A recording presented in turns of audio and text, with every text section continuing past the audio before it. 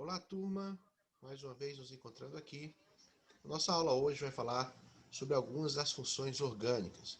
Eu diria que duas das mais importantes funções orgânicas que nós estudamos aqui no nível do ensino médio. Nós vamos falar um pouco dos ácidos carboxílicos, que já devem ser conhecidos de vocês, pois para a gente chegar nessa aula é interessante que a gente já tenha estudado as funções carboniladas. Quem são elas? Ou pelo menos as primeiras funções carboniladas que nós estudamos.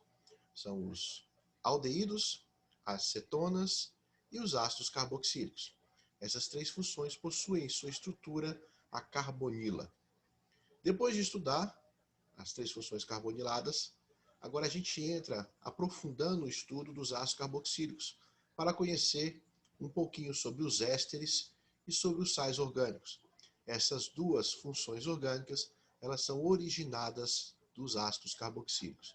Então o estudo de hoje vai girar em torno dessas três funções. Combinado? Bom, vamos seguir aqui então a nossa aula, começando falando sobre os ácidos carboxílicos. Os ácidos carboxílicos, nós sabemos que ele tem como característica, como seu grupo funcional, a carboxila. E o que seria a carboxila? Como a gente falou, o ácido carboxílico tem a carbonila. A carbonila é exatamente essa estrutura aqui, o carbono ligado ao oxigênio por ligação dupla. E a carbonila, na forma de carboxila, é quando, ligado a ela, eu tenho uma hidroxila. Então, essa estrutura que eu estou circulando aqui é o que eu chamo de carboxila. Ela é o grupo funcional dos ácidos. A carbonila, sua base, ligada a uma hidroxila. Isso forma a carboxila. Do outro lado, obrigatoriamente, tem uma cadeia carbônica, um radical orgânico. Seja um carbono, seja dois, seja três, seja 300. Aqui gira, aqui cresce a cadeia carbônica. O menor ácido de todos é aquele onde aqui no radical eu tenho um hidrogênio. Aí é o menor ácido carboxílico que nós temos, o chamado ácido metanóico. Lembrando aqui da nomenclatura dos ácidos, sempre começa com a palavra ácido e usa o sufixo oico. Aqui no meio nós temos o prefixo que indica a quantidade de carbonos na cadeia principal, se 1, 2, 3 ou mais. Tá?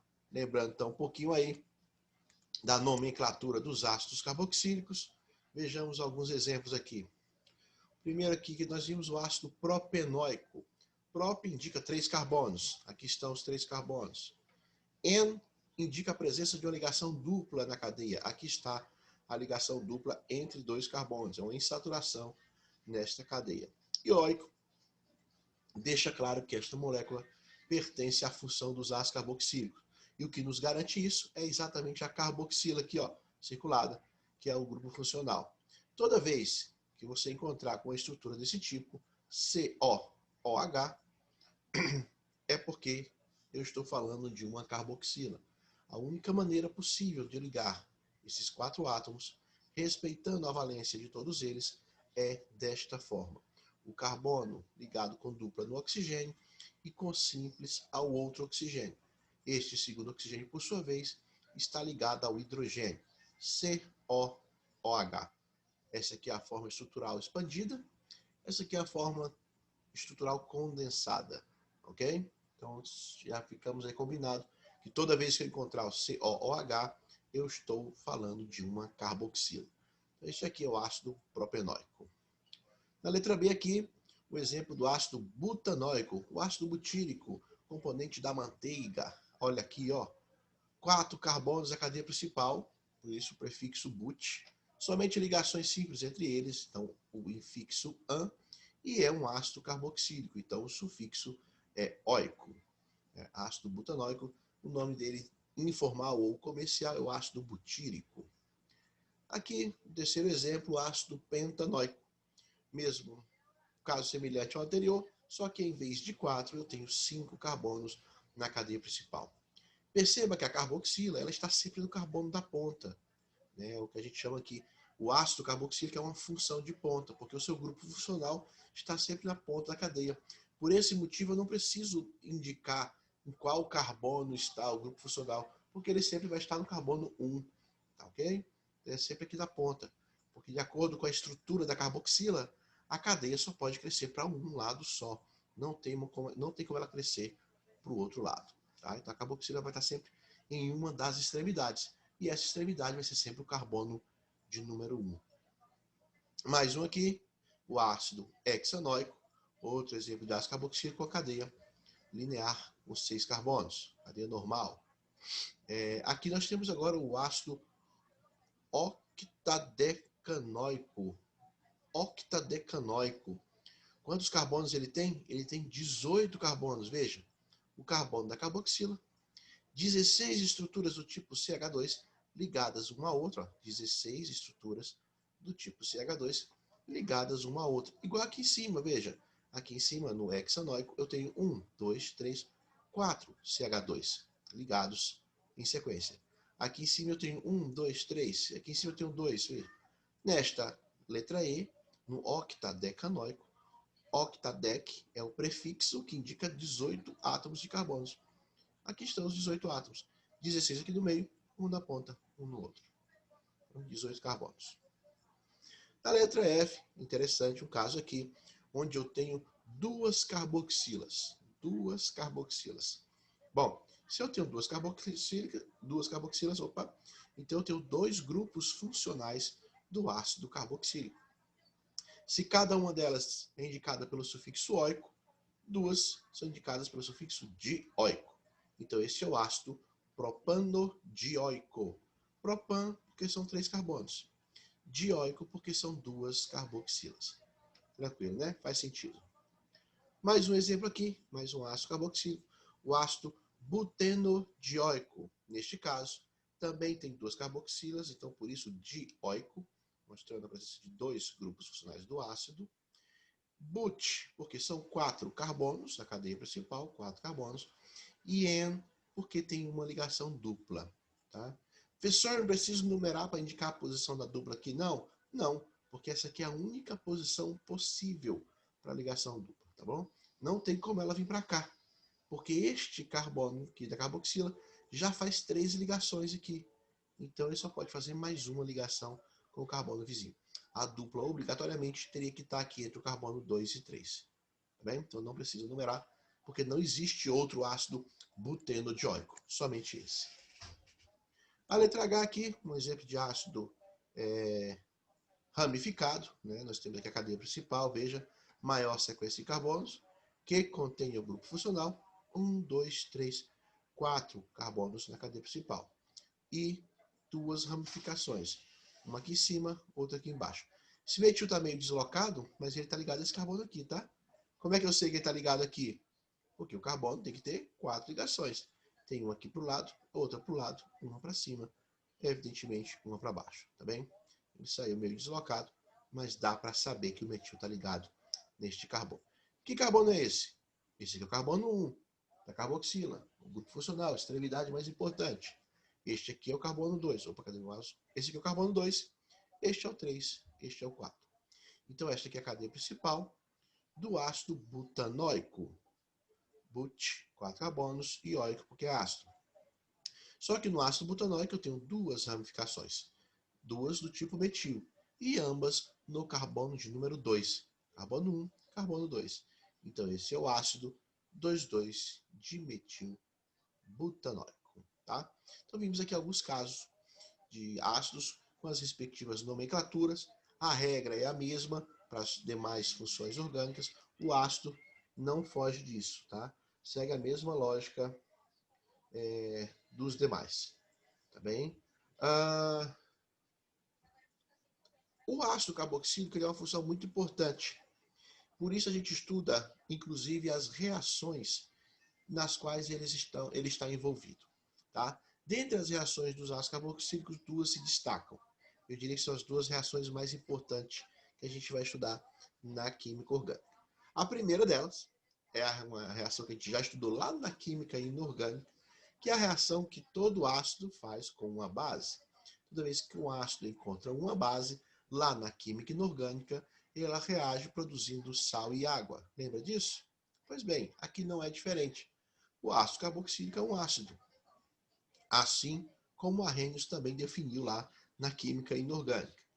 Este ácido, portanto, quando encontra uma base, eles reagem entre si, formando um sal. No caso aqui, um sal orgânico. Tá? É o que a gente chama da reação de neutralização. Lembrando que essa reação de neutralização nós vimos lá no primeiro ano, né, na química inorgânica.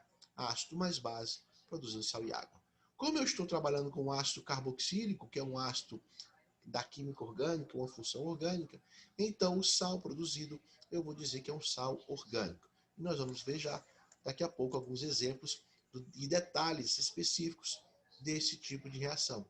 Mas a lógica é a mesma, da química inorgânica lá, da reação de neutralização. O ácido libera o seu H+, a base inorgânica libera a sua hidroxila, o H+ do ácido com a hidroxila da base formam água. O restante forma o sal. Bem?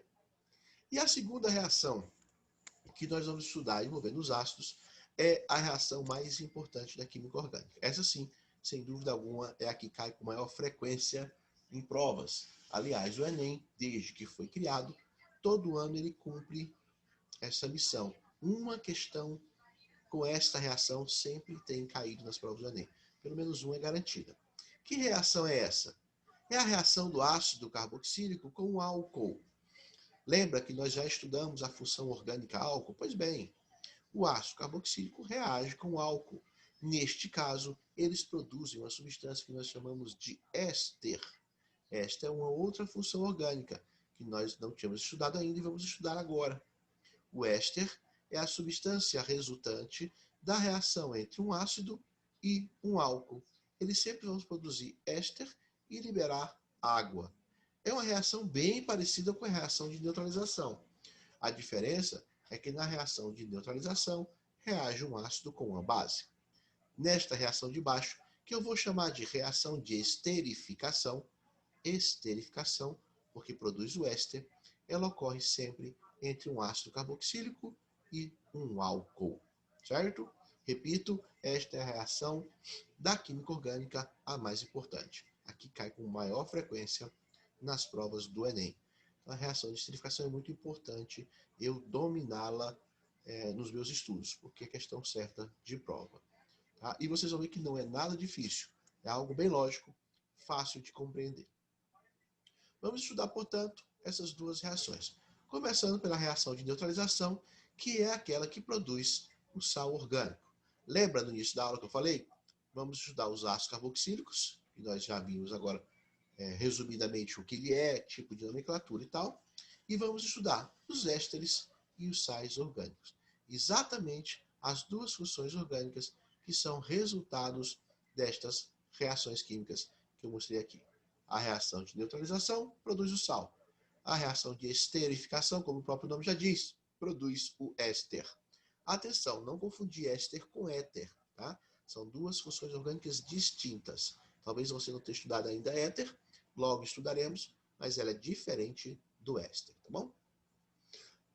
Bom, começando pela reação de neutralização, que foi a primeira, a mais comum, nós já vimos lá no primeiro ano, quando estudamos a química inorgânica, então vamos ver a lógica dela aqui na química orgânica, o que há de diferente aqui, tá? Bom, estou diante aqui de um ácido carboxílico, no caso aqui o ácido propanoico, um ácido com 3 carbonos, e diante de uma base inorgânica, a soda cáustica, o hidróxido de sódio. Quando um ácido encontra com a base, a reação é essa aqui, produzindo sal e água. Se o ácido for carboxílico, um ácido orgânico, o sal produzido será o sal orgânico. Como é que essa reação ocorre? Vamos relembrar. Entre o ácido propanoico e o hidróxido de sódio. Bom, o ácido em meio aquoso libera o H+, como seu cátion. A base em meio aquoso libera a hidroxila, como seu ânion. O H+ do ácido com a hidroxila da base reagem entre si, formando água. É exatamente essa água que é produzida aqui na reação. Tá bem? Por outro lado, o ânion que o ácido libera é este aqui, ó, veja. Isso aqui nada mais é do que o ácido propanoico que perdeu um H+. Sobrou este ânion aqui. A base, por sua vez, libera este cátion, resultado da dissociação da base.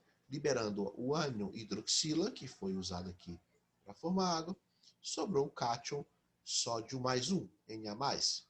Veja, um cátion e um ânion. O que acontece quando eles se encontram?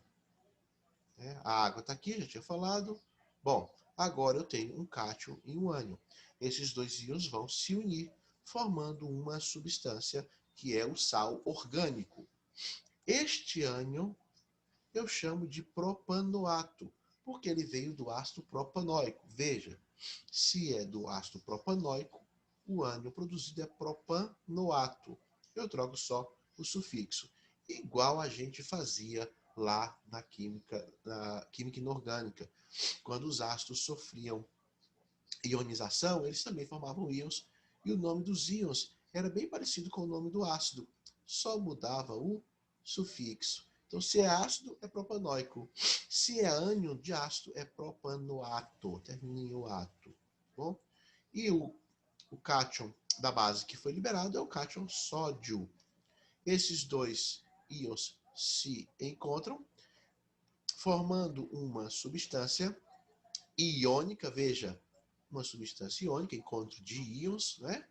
Este é um sal orgânico, cujo nome, olha aqui para baixo, olha para o slide. O nome desta substância é propanoato de sódio.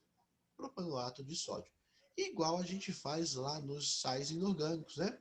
Nos sais inorgânicos, primeiro a gente põe o nome do ânion, tipo NaCl, cloreto de sódio.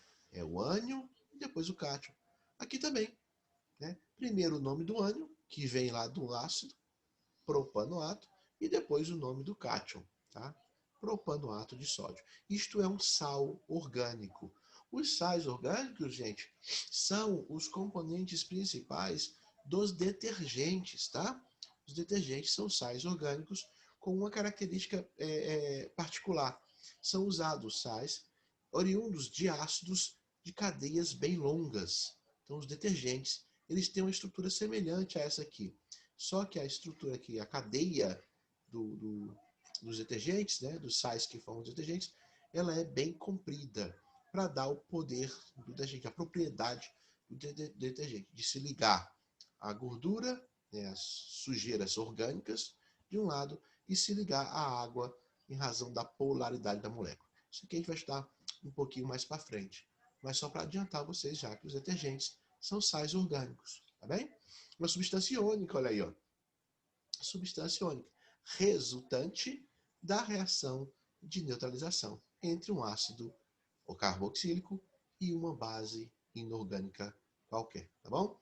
Aqui você vai ver vários exemplos na apostila, no material que você tem de estudo, você vai ver vários exemplos de ácidos reagindo com bases inorgânicas, formando diferentes sais orgânicos, ok?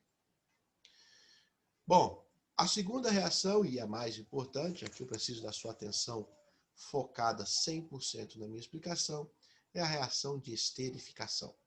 Formação de éster, a produção de éster. Bom, ela sempre vai acontecer quando houver o encontro e a reação entre um ácido carboxílico e um álcool. Olha aqui a função álcool, uma das primeiras funções orgânicas que a gente sempre estuda.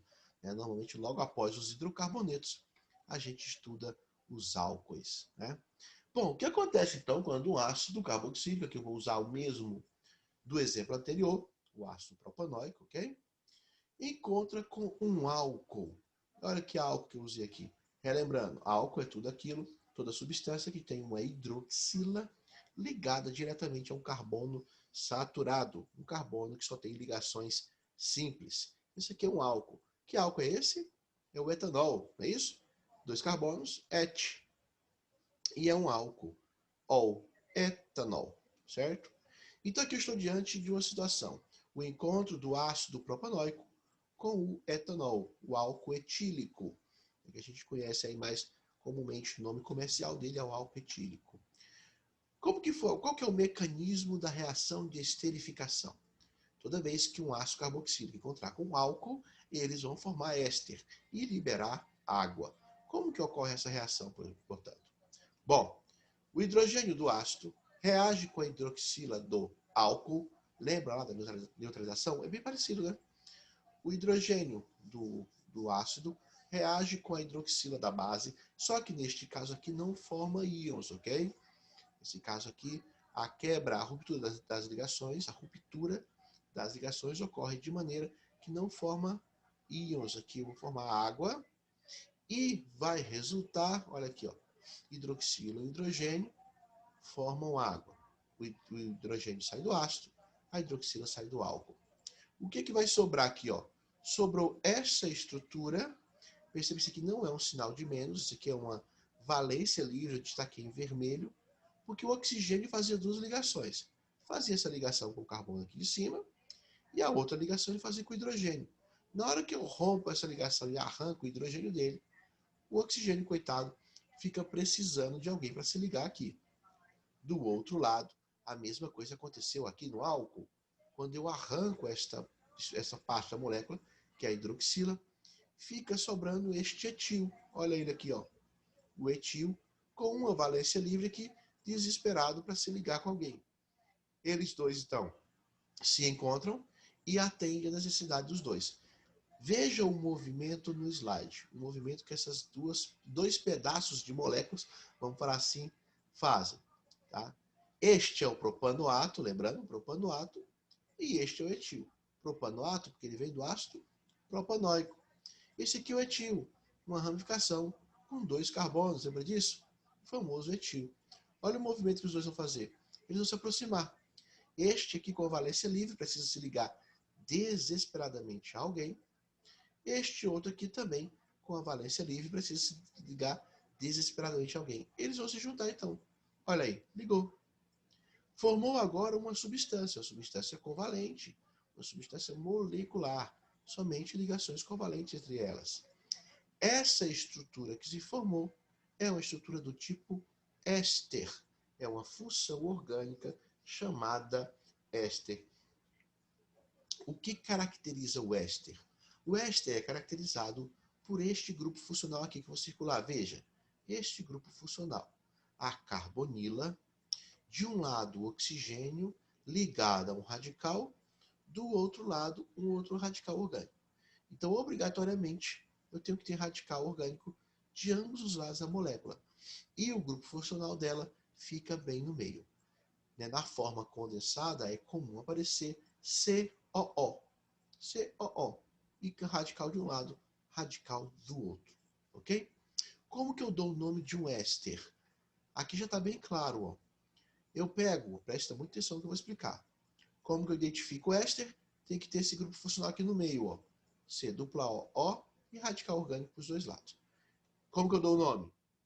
O radical que está ligado na carbonila, eu dou o nome prop, porque são 3, an, ligações simples, o ato é o sufixo, propanoato, D, e o nome do outro radical que está ligado diretamente ao oxigênio, propanoato de etila. Aqui eu ponho no feminino o nome deste radical. Era o etil, então propanoato de etila.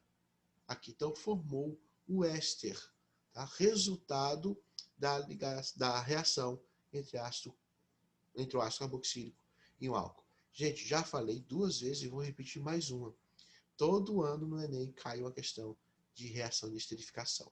Ou ele te dá o ácido e o álcool e pergunta qual é o éster que se forma, lógico, daquele jeito do Enem, né? Faz um enunciado gigantesco, conta uma história bonita e no final pergunta isso.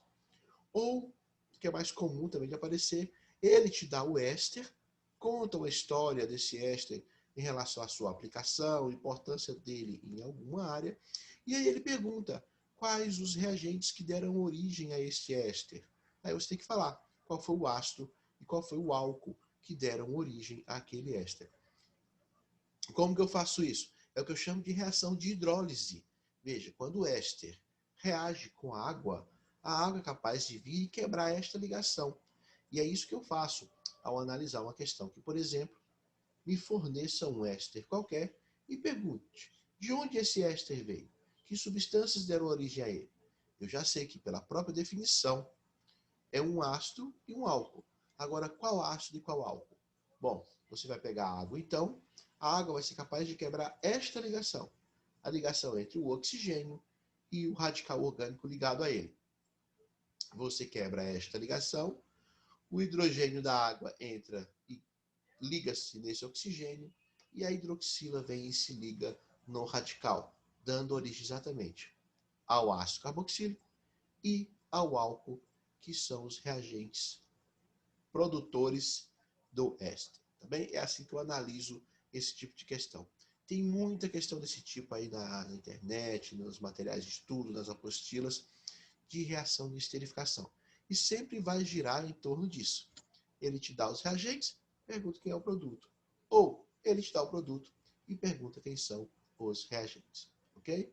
Então, esse aí é um exemplo de reação de esterificação. Vamos ver mais um. Mais um exemplo de reação de esterificação. Agora eu estou diante do ácido etanóico. 2 carbonos apenas. O ácido etanóico. Reagindo com metanol. Metanol, um combustível utilizado aí em carros de Fórmula Indy, né? O metanol, quando ele queima, a chama dele é invisível, você não vê que está pegando fogo, só sente o calor, sente a queimadura, mas não vê. Bom, ácido e álcool, quando eles se encontram e reagem, a lógica é a mesma, reação de esterificação. Qual é o éster que vai ser produzido?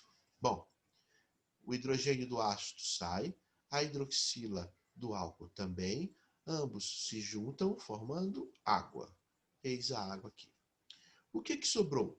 Sobrou este radical aqui do ácido e sobrou este radical aqui do álcool. Veja de novo, as valências livres estão em destaque aqui em vermelho. Valência livre é uma ligação que este átomo precisa fazer de qualquer jeito. Valência livre é uma ligação que este átomo aqui de carbono precisa fazer de qualquer jeito. Veja que ele está só com 3 ligações. Ó. Carbono ligado a 3 hidrogênios. Falta uma. O encontro dos dois vai ocorrer exatamente em razão da necessidade emergencial que ambos têm de fazer ligação. Quem é este cara? Qual o nome deste cara? Se ele veio do ácido etanóico, então ele é o etanoato. Etanoato veio do ácido etanóico, ok? E aqui, não preciso nem falar, vocês já conhecem, o nosso famoso e já velho conhecido metil, uma ramificação com apenas um carbono, certo? Bom, os dois radicais se aproximam, veja que as duas valências livres precisando se ligar, liga-se formando uma molécula só, uma substância só. Veja o grupo funcional do éster aqui ó, formado, né? Igual nós vimos no exemplo anterior. A carbonila, C+O, de um lado radical, do outro lado o oxigênio e este oxigênio ligado a um radical orgânico. Essa é exatamente a estrutura de um éster. Qual o nome dele? Primeiro eu pego o nome do radical que está ligado ao carbonila, 2 carbonos, etanoato. Etanoato de, aí o nome do radical que está ligado ao oxigênio, só que no feminino. Se é etanoato e metil, esse aqui é o etanoato de metila. Este é o nome deste éster. Se eu tiver o éster e quiser chegar nos reagentes, opa, a água vem aqui ó, e quebra, rompe esta ligação. A ligação entre o oxigênio e o radical, liberando para um lado o ácido e para o outro lado o álcool. Faz sentido? Reação de esterificação. 2 exemplos aí de formação de ésteres. Evidentemente que eu tenho ésteres bem maiores, com ramificação. Isso aí a gente vai ver ao longo dos nossos estudos, tá? As nomenclaturas dos diferentes ésteres. Mas não foge disso. Sempre o encontro entre um ácido e um álcool. Vimos na aula de hoje, portanto, 2 reações envolvendo ácidos carboxílicos. A primeira, quando o ácido encontra uma base e reage produzindo sal e água. E aí eu formo sais orgânicos. A segunda, que acabamos de ver agora, a reação de esterificação. Quando o ácido carboxílico, em vez de encontrar a base, ele encontra um álcool. E este álcool, também tendo sua hidroxila, permite a reação com o ácido carboxílico, formando água, só que agora, em vez de formar um sal, forma um éster, uma substância covalente, molecular, somente ligações covalentes entre eles, o éster, tá bom? E o jeito de dar nome aos ésteres também nós aprendemos, tá? Um detalhe aqui importante. O ácido etanóico, né, é muito conhecido, chamado de ácido acético, que é o principal componente do vinagre, né? Ah, se o nome dele é ácido acético, qual o nome do radical que ele forma aqui? Se ácido etanóico forma etanoato, ácido acético forma o acetato. Então é comum, muito comum por sinal, você encontrar o termo acetato em vez de etanoato, tá bom? Porque acetato veio de ácido acético, que é o nome, embora não seja o nome reconhecido pela IUPAC como nome oficial, é um nome muito aceito e comercialmente mais conhecido do ácido etanóico, tá bom? Então, já se familiarize com esse termo, ácido acético, acetato e assim por diante, tá? Vai te ajudar muito. Toda vez que você ouvir acetato, lembra que é o etanoato, significa dois carbonos em algum lugar. Chique? Bom, essa era a nossa aula de hoje, então. Vimos essas três funções estão interligadas entre si e eu oriento e sugiro que você dê uma lidinha. Lógico, nós vamos ver isso aqui ainda juntos, através das nossas videoaulas. Mas eu sugiro que você dê uma lida sobre os detergentes. Como funcionam os detergentes? Eles nada mais são do que sais orgânicos, só que sais originados a partir de ácido carboxílico de cadeias muito longas. Tá? Isso confere aos detergentes, aos sabões, uma propriedade, uma característica bem particular, que é a polaridade.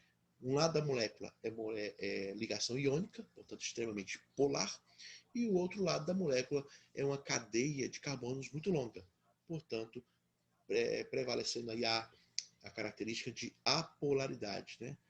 De um lado ela é apolar, do outro lado ela é muito polar. Estuda isso, pesquisa sobre isso, você vai gostar de ver. Depois a gente vai discutir sobre os detergentes aqui na aula. Chique? Ficamos por aqui então hoje. Obrigado pela atenção e até a próxima.